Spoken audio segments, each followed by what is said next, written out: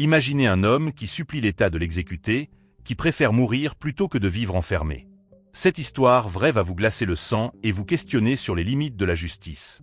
Restez jusqu'à la fin, car le dénouement est plus troublant que tout ce que vous pourrez imaginer. Scott Raymond Dozier voit le jour le 20 novembre 1970 à Boulder City, dans le Nevada. Cette petite ville du désert, connue pour abriter le célèbre barrage Hoover, semble paisible. Son père travaille sur des projets hydrauliques fédéraux, emmenant sa famille à travers l'Ouest américain, de l'Arizona à la Californie. Scott grandit avec 2 frères et sœurs dans un foyer de classe moyenne apparemment stable. Sa mère lui prépare des gâteaux d'anniversaire personnalisés, comme celui en forme de cornet de glace pour ses 12 ans.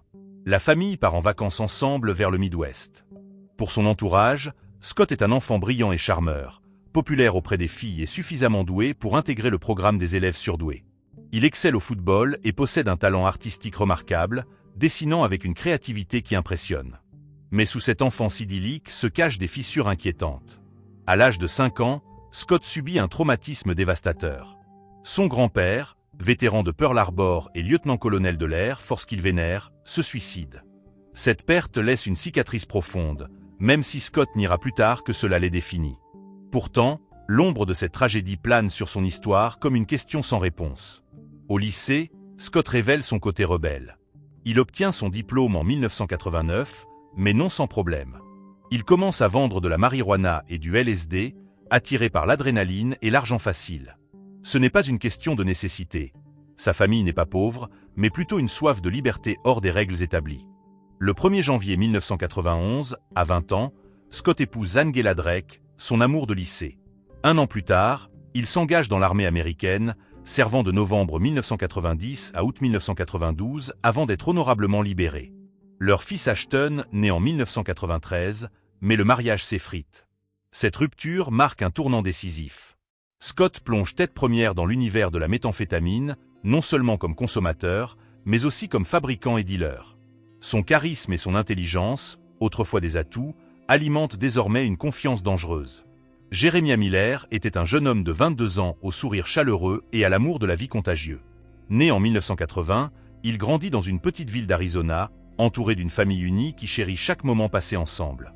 Jeremiah était le genre de personne qui illuminait une pièce, extraverti, aimant, toujours prêt à aider. Il avait une passion pour la nature, passant des heures à faire de la randonnée, à pêcher ou simplement à contempler la beauté du paysage. Le sport était son exutoire.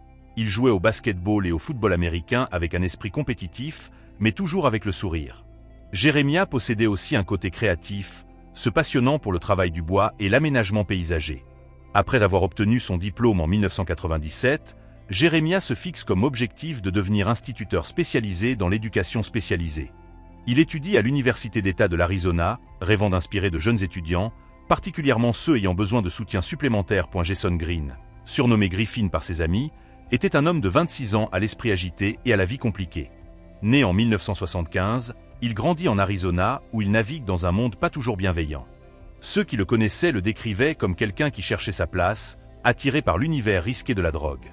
En 2001, Griffin vit à Carfrey, en Arizona, et s'est retrouvé mêlé au trafic de méthamphétamine. Il rencontre Scott Dozier à travers ce réseau obscur, probablement comme associé de bas niveau dans l'opération de drogue de Dozier.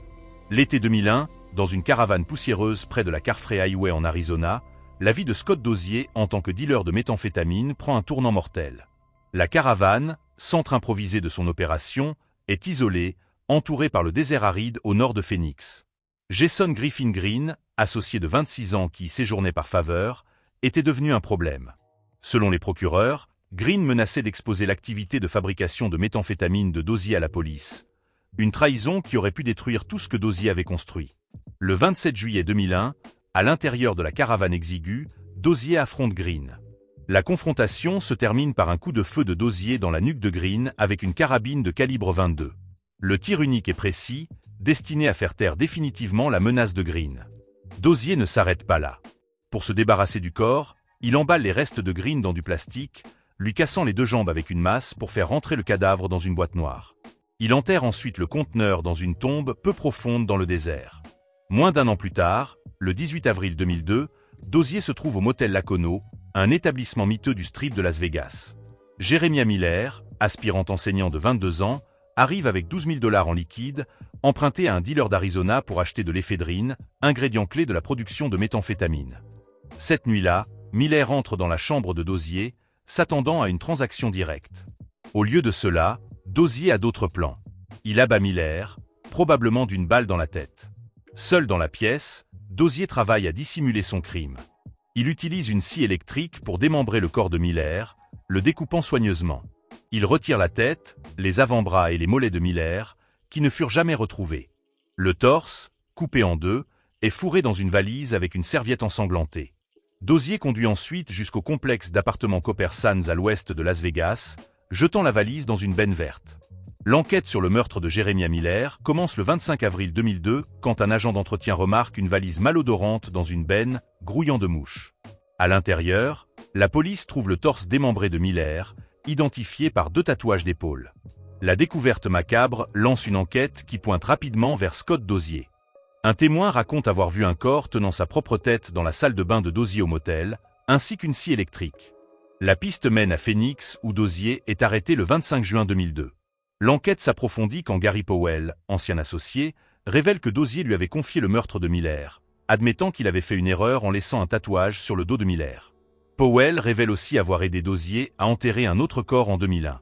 Le 23 septembre 2002, il trouve les restes décomposés de Jason Green dans un conteneur en plastique. Les procès de Dozier scellent son destin. En 2005, il est condamné à 22 ans pour le meurtre de Green. Extradé vers le Nevada, il fait face au procès pour le meurtre de Miller en septembre 2007. Le 3 octobre 2007, il est condamné à mort. La vie de Scott Dozier dans le couloir de la mort commence en décembre 2007 à la prison d'État d'Ely au Nevada. Ses journées se limitent à une petite cellule d'isolement qu'il décrit comme une prison dans une prison. La routine est épuisante avec des affaires personnelles minimales et des contacts extérieurs limités. Le comportement de Dozier en prison est complexe. Il est charmant et articulé, mais peut être défiant. Il n'exprime jamais de remords véritables, n'admettant la culpabilité pour aucun meurtre. Au lieu de chercher la rédemption, Dozier se concentre sur la fin de sa vie. En octobre 2016, il renonce à ses appels, écrivant pour accélérer son exécution. Sa santé mentale se détériore avec le temps. Il avait tenté de se suicider en 2005, tombant dans le coma pendant 2 semaines. Scott Dozier ne fait jamais face à une chambre d'exécution. Sa mort arrive de sa propre main le 5 janvier 2019 à la prison d'État d'Ely. Ce jour commence comme tous les autres dans le couloir de la mort. Dozier est seul dans sa cellule, n'étant plus sous surveillance suicide. Dans l'après-midi, Dozier fait un dernier choix. Utilisant un drap attaché à une bouche d'aération, il se pend. Les officiels de la prison le trouvent à 16h35, sans vie. Les tentatives de réanimation échouent. L'exécution qu'il réclamait depuis des années n'eut jamais lieu, bloqué par des batailles judiciaires. Son suicide met fin à une saga qui avait captivé le Nevada, laissant des questions sur les délais de la peine de mort et le coût de l'enfermement.